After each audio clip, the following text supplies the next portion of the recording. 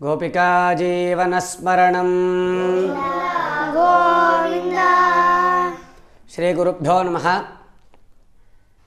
வைகுண்ட ஏகாதசி அப்படின்னு சொல்லக்கூடியதான பெரிய புண்ணியகாலம். இதுக்கு மோக்ஷதா ஏகாதசி அப்படின்னு பேர். மாதம் சுக்லபக்ஷத்தில் ஒரு ஏகாதசி, கிருஷ்ணபக்ஷத்தில் ஏகாதசி அப்படின்னு இந்த ஏகாதசியானது வந்துட்டே இருக்குது. ஏகாதசி அப்படிங்கிறது எல்லாருக்கும் தெரியும். உபவாசம் இருக்க வேண்டியதான நாள்.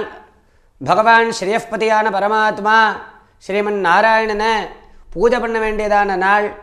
இந்த ஏகாதசி விரதம் அப்படிங்கிறது அத்தனை புராணங்கள்லேயும் சொல்லப்பட்டிருக்கு. இது பற்றி பேசாததான புராணங்களே கிடையாது, சாஸ்திரங்களே கிடையாது, ரிஷிகளே கிடையாது. அப்பேற்பட்டதான உயர்வான விரதம் இந்த ஏகாதசி விரதம் அப்படிங்கிறது. விசிஷ்ய பாகவதத்தில் அம்பரீஷ சரித்திரம் நம்மளுக்கு இதனுடைய மகாத்மியத்தை சொல்லிக் கொடுக்கறது. இந்த ஏகாதசி விரதமானது 8 வயசுலேருந்து ஆரம்பித்து 80 வயசு வரைக்கும் உள்ள அனைத்து மனிதர்களாலும் அனுஷ்டிக்கப்பட வேண்டியது நித்திய விரதம். கட்டாயம் இந்த விரதத்தை அனுஷ்டிக்கணும் அப்படின்னு சொல்லிவிட்டா. ஸ்திரீகளாக இருக்கட்டும், புருஷாலாக இருக்கட்டும், யாராக இருந்தாலும் மனிதனாக பிறந்தால் அவசியம் இந்த ஏகாதசி விரதத்தை அனுஷ்டிச்சே ஆகணும். 8 வயசுலேருந்து ஆரம்பித்து 80 வயசு வரைக்கும் அப்படின்னு சாஸ்திரங்கள் சொல்லித்து. இதை ஏதாவது ஆசை நிறைவேறணும் அப்படின்னா அனுஷ்டிக்கலாம், இல்லைன்னா அனுஷ்டிக்க வேண்டாம் அப்படின்னு எக்ஸம்ஷன் இதுக்கு கொடுக்கல. மீதி விரதங்களுக்கெல்லாம் அந்த எக்ஸப்ஷன் இருக்குது. உனக்கு விருப்பப்பட்டால் நீ அனுஷ்டிக்கலாம், இல்லைன்னா அனுஷ்டிக்க வேண்டாம் அப்படிங்கிற எக்ஸப்ஷன் மீதி விரதங்களுக்கு உண்டு. இந்த ஏகாதசி விரதத்துக்கு அது இல்லை. நித்தியமான விரதம்னு அவ்வளவு ஒரு பெருமையை கொண்டதான இந்த ஏகாதசி விரதம். அதுலேயும் ஒவ்வொரு ஏகாதசிக்கும் ஒவ்வொரு மகிமை உண்டு, ஒவ்வொரு பெயர் உண்டு. எல்லாத்துக்கும் சிறப்பானதாக ரத்னம் மாதிரி இருக்கக்கூடிய ஏகாதசி தான் இந்த மார்கழி மாதம் சுக்லபக்ஷத்தில் வரக்கூடியதான ஏகாதசி. இந்த ஏகாதசிக்கு வைகுண்ட ஏகாதசி, மோக்ஷதா ஏகாதசின்னே பேர். இந்த ஏகாதசி விரதத்தை ஒருவன் அனுஷ்டித்தான் அப்படின்னா அவனுக்கு வைகுண்டமே கிடைக்கிறது, மோட்சமே கிடைக்கிறது. மோட்சத்தையே கொடுக்குறான் பகவான், தன்னுடைய பதவியே கொடுக்குறான் நாராயணன் அப்படின்னு சாஸ்திரங்கள் சொல்கிறது. அப்பேற்பட்ட ஏகாதசி விரதம்.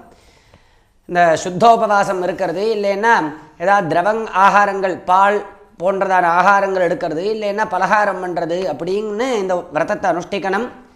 அன்னம், அதாவது சாதம் சாப்பிடக்கூடாது. ஏகாதசி அன்னைக்கு கட்டாயம் சாதம் சாப்பிடக்கூடாது. ஸ்ரீமன் நாராயணனை பூஜை பண்ணணும், கோவிலுக்கு போய் பகவானை தரிசனம் பண்ணணும், வீட்டில் அவனை பூஜை பண்ணணும், நாமசங்கீர்த்தனங்கள் பண்ணணும், பகவானுடைய ஸ்தோத்திரங்களை பாராயணம் பண்ணணும், பகவத்கீதா பாராயணம் பண்ணணும், விஷ்ணு சஹஸ்ரநாம ஸ்தோத்திரத்தை பாராயணம் பண்ணணும், கேட்கணும். இது ரொம்ப புண்ணியம். ஏன்னா கோதர்ம சர்வதர்மாணாம் பவதः பரமோமதः கிஞ்சபன் முச்சிதே ஜந்துர் ஜன்மசம்சார பந்தனாத்னு யுதிஷ்டிரன் கேள்வி கேட்குறான் பீஷ்மர்கிட்ட. பீஷ்மர் சகல தர்மங்களையும் உபதேசம் பண்ணிவிட்டார். ஸ்திரீ தர்மம் என்ன, ராஜதர்மம் என்ன, அத்தனை வர்ணாசிரம தர்மங்கள், இப்படி அத்தனை தர்மங்களை கொட்டிவிட்டார். பீஷ்மர் அம்பு படுக்கையில் படுத்துண்டு பாண்டவர்களுக்கு நமோ தர்மாய மகதே நமः கிருஷ்ணாய வேதசே பிராமணேபியோ நமஸ்கிருத்திய தர்மான் வக்ஷ்யாமி சாஸ்வதான்னு ஆரம்பித்து சகல தர்மங்களையும் சொல்லிவிட்டார். அத்தனை தர்மத்தையும் கேட்ட பிற்பாடு யுதிஷ்டிரன் கேட்குறான், இத்தனை தர்மங்கள் சொன்னேலே, கோதர்ம சர்வதர்மானாம் பவதः பரமோமதः. சர்வதர்மானம், அத்தனை தர்மங்களுக்கும் அத்தனை தர்மங்கள்லையும் எந்த தர்மத்தை நீங்கள் உயர்வான தர்மம் அப்படின்னு நினைக்கிறேன்? ஒரு பிராணி மாத்திரம், அதாவது வாக்சக்தி எந்த ஜீவராசிகளுக்கு இருக்கோ, மனுஷனுக்கு தானே பேசுகிற சக்தி இருக்குது. பகவான் நாமாவை சொல்லக்கூடியதான சக்தி மனுஷனுக்கு இருக்கு இல்லையா? அப்படி கிஞ்சபன் முச்சியத்தே ஜந்துஹு, அப்படி பேசக்கூடிய சக்தி இருக்கக்கூடியதான அத்தனை மனிதர்களும் எதை அனுஷ்டித்தால், எதை ஜபித்தால் இந்த சம்சார பந்தத்திலிருந்தே விடுபடுறாள், மோட்சத்தை அடைகிறாள், பிறவிக்கடலையே தாண்டாள் அப்படின்னு அந்த தர்மங்களுக்குள்ளேயே எந்த தர்மம் இதை பண்ணுறதுக்கு தகுதியானது அப்படின்னு நீங்கள் நினைக்கிறேன் அப்படின்னு கேள்வி கேட்குறான் யுதிஷ்டிரன் பீஷ்மரை பார்த்து. பீஷ்ம பிதாமகர் என்ன, பீஷ்மர் தான் தர்மம் தெரிஞ்சவர், அதனால தான் பகவான் கோபாலனே நீங்கள் தர்மம் சொல்லுங்கோ அப்படின்னு சொல்கிறான் பீஷ்மரை.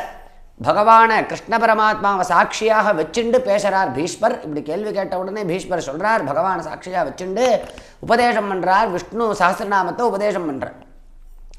ஏஷமே சர்வதர்மாணாம் அப்படின்னு ஆரம்பித்து விஷ்ணு சஹஸ்ரநாமத்தினுடைய பெருமையை சொல்லி விஷ்ணு சஹஸ்ரநாமத்தை உபதேசம் பண்ணுறார். இதை ஜபித்தால் சகல பாபங்களும் போகிறது, அத்தனை பேருக்கும் சுபமானது ஏற்படுறது, கல்யாணங்கள் ஏற்படுறது, சந்தான சமிருத்தியானது ஏற்படுறது, அஷ்டைஸ்வர்ய சமிருத்தியானது ஏற்படுறது, ஆரோக்கியம் கிடைக்கிறது. அப்படி பகவானான பரமாத்மா நாராயணன் பிரசன்னமாயிட்டான் அப்படின்னா எதுதான் கிடைக்காது, எல்லாமே கிடைக்கும் அப்படின்னு சொல்லி இந்த விஷ்ணு சஹஸ்ரநாமத்தை உபதேசம் பண்ணுறார். பகவானை வச்சுண்டு அவனை காமிச்சு சொன்னதான ஒரு சஹஸ்ரநாமம் இந்த விஷ்ணு சஹஸ்ரநாமம். பகவான் எழுத்தா மாதிரி நிற்கிறான் கிருஷ்ண பரமாத்மா. விஸ்வம் விஷ்ணுர் வஷட்காரா அப்படின்னு, இவன் தாண்டா விஸ்வம், இவன் தான் விஷ்ணு, இவன் தான் வஷட்காரன்னு பகவானை காமிச்சு உபதேசம் பண்ணுறார் பீஷ்ம பிதாமகர் அம்பு படுக்கையில் படுத்துண்டு. அப்பேற்பட்டதான உயர்வான சஹஸ்ரநாம ஸ்தோத்திரம் விஷ்ணு சஹஸ்ரநாம ஸ்தோத்திரம் அப்படிங்கிறது. இந்த சஹஸ்ரநாம ஸ்தோத்திரத்துக்கு இன்னும் என்ன பெருமை அப்படின்னா, சாக்ஷாத் பரமேஸ்வரன் தட்சிணாமூர்த்தியாக எந்த பரமேஸ்வரன் பிரம்ம தத்துவத்தை உபதேசம் பண்ணின்னு இருக்கானோ அந்த பரமேஸ்வரன் தன்னுடைய மௌனத்தை கலைஞ்சு ஆதிசங்கர பகவத்பாதாளாக அவதாரம் பண்ணான். அப்பேற்பட்டதான பரமேஸ்வர அவதாரமான சங்கர பகவத்பாதாள் விஷ்ணு சஹஸ்ரநாம ஸ்தோத்திரத்துக்கு பாஷ்யம் பண்ணியிருக்கார். பிரஸ்தான திரயபாஷ்யம் பிரம்மசூத்திரத்துக்கு, இன்னும் உபனிஷத்துக்களுக்கு, பகவத்கீதைக்கு பாஷ்யம் பண்ணதான ஆச்சாரியாள் விஷ்ணு சஹஸ்ரநாம ஸ்தோத்திரத்துக்கு பாஷ்யம் பண்ணியிருக்கார். பரமேஸ்வரனே, சாட்சாத் பரமேஸ்வரன் பார்வதிபதியான பரமேஸ்வரனே பாஷ்யம் பண்ணதான கிரந்தம் இந்த விஷ்ணு சஹஸ்ரநாமம். விஷ்ணு சஹஸ்ரநாமத்துக்கு பரமேஸ்வரனே பாஷ்யம் பண்ணியிருக்கார். அப்பேற்பட்ட உயர்வான கிரந்தம்.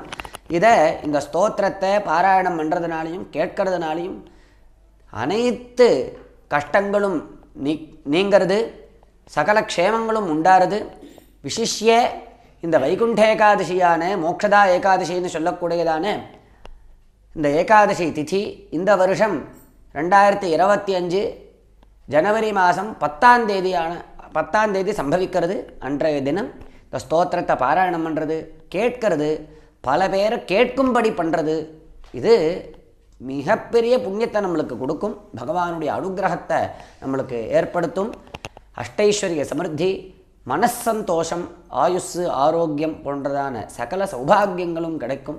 அதை நம்ம வைதிக ஸ்ரீ சீதாராம குருகுலம் சம்ஸ்தானம் மூலமாக எல்லாருக்கும் அந்த ஸ்தோத்திரத்தை நம்ம சொல்லணும், அவள் கேட்கும்படி பண்ணணும், சொல்லும்படி பண்ணணும் அப்படிங்கிறதுக்காக இந்த நம்ம சீதாராம குருகுல வித்தியார்த்திகள் சுதக்ஷிணா, சுமனசா, குழந்தைகள் எல்லாருமா சேர்ந்து இப்போ விஷ்ணு சஹஸ்ரநாம ஸ்தோத்திரத்தை பாராயணம் பண்ணுறோம்.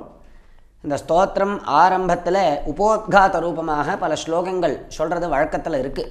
சுக்லாம்பரதன் விஷ்ணுன்னு ஆரம்பித்து யஸ்யத்வரத வக்திராத்யாக வியாச உவாச்ச இப்படின்லாம் பல ஸ்லோகங்கள் இருக்குது. அதே மாதிரி பூர்த்தியிலையும் பலஸ்ருதி இதீதம் அப்படின்னு ஆரம்பித்து பலஸ்ருதி ஸ்லோகங்கள் இருக்குது. இதெல்லாம் சேர்த்து தான் பாராயணம் பண்ணின்றக்கா சம்பிரதாயத்தில். நம்ம அந்த உபோத்காதம் பலஸ்ருதி ஸ்லோகங்களை விட்டுவிட்டு விஷ்ணு சஹஸ்ரநாமத்தை மட்டும் இப்போ பாராயணம் பண்ண போகிறோம். எல்லாரும் கேட்டு எல்லாரையும் கேட்கும்படி பண்ணி எல்லாரும் சகல க்ஷேமங்களையும் அடையணும் அப்படின்னு பிரார்த்திக்கிறோம். கோபிகா ஜீவனஸ்மரணம் கோவிந்தா கோவிந்தா.